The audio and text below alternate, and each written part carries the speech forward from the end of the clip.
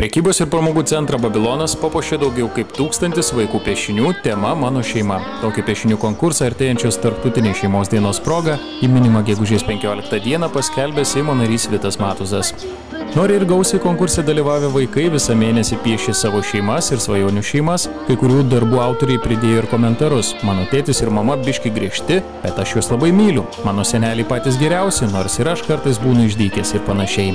Šeštadienį parodos atidarymą ir šeimos dienos šventę Mums šeima vertybė susirinkę vaikai, jų tėveliai, mokytojai galėjo pasveikinti laureatus, o geriausiams buvo įteikti rėmėjų prizai. Kaip sakė buvęs ilgametis Panevėžio miesto meras Vitas Matuzas, man teko dalyvauti daugybę parodų atidaryme, bet manau, kad ši paroda pati didžiausia. Norėčiau pasveikinti čia susirinkusius šeimos dienos šventės progą. Mes tikriausiai ne visuomet susimastom, kaip yra svarbu jausti tą šeimos stiprybę. Tai yra tėtis, mama, brolis, sesė, senelis, močiutė ir proseneliai su prosenelėm.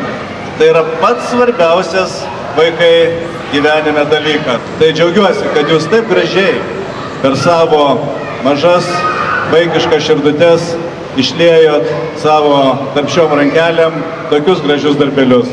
Šventės dalyviams koncertavo Gendriaus Jakubėno modernaus dainavimo studijos vaikai, vyko amatų pamokėlės, kurias vedė Panevėžio moksleivių namų auklėtiniai. Visi vaikai buvo pakviesti kartu su Vitu Matuzu pabaigti iškabinti piešinių, kad kiekvienas piešęs ir atėjęs į parodą galėtų pamatyti ir kitiems parodyti savo rankų darbą tema Mano šeima.